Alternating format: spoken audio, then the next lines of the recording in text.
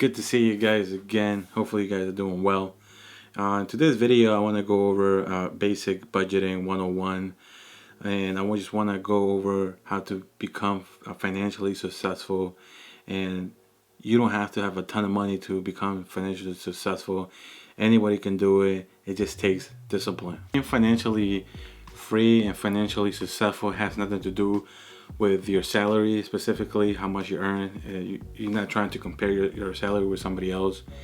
To become financially successful, it has to do with your discipline and your discipline with your banking institution. In this video, I'm going to go over the breakdown. Welcome to SimpleChew. I'm your host, Hank. And if you guys are looking for any financial education, investment education, or any accounting practices for your business, I suggest you to subscribe. You're going to go back to your bank and you're going to open these accounts to make your financially decisions better and easier for you, so you don't have to think about it. Everything is going to be automated. So I know it's harder for people to think that, okay, I need to move money here into this account and this other account. It gets really complicated, and it hits you in your emotions. And I understand that from my perspective and my personal path, where I try to do my own transactions and my own transfers, and I was never able to do them. So everything that I've done is through automation, through banking. And the first account that you should have is a checking account, as most of us have, where you get your direct deposit. And from there, a lot of people just have that, just a direct deposit. Me myself also, I only had a checking account, and I did everything there. I paid my bills, and I thought I was saving through my checking account, and it doesn't work like that. It's not realistic. It's almost impossible to save your money through your checking account. It's just not gonna work. What I did was I went back to my bank, and I opened a second account, a savings account, where I set it up with them that 15% of my paycheck or my direct deposit, it was gonna go to that savings account. So whatever I earned that week, 15% is gonna go to my savings account. And then as things grew up, I was able to save 6 months of expenses. I always kept my expenses low, but that's another video.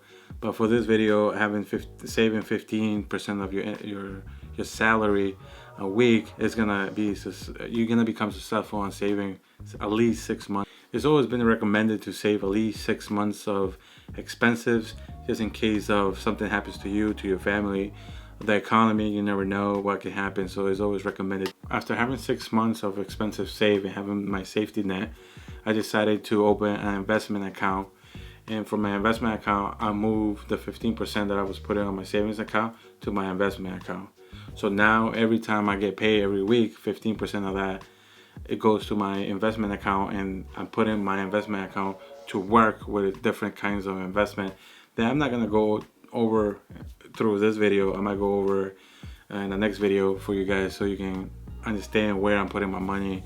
Really simple index funds that are what I'm putting my money, basically.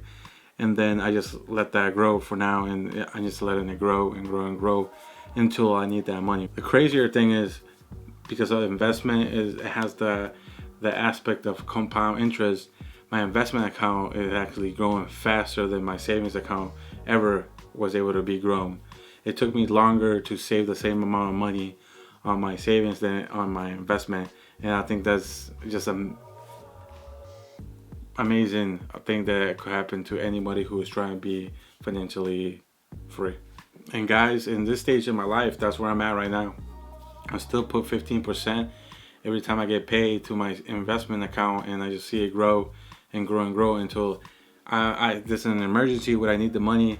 But now I have that savings account just in case, and then if that runs out, I know I have my investment, another parachute, and just in case something happens with the economy, myself or my family. And that's something that I recommend you guys doing.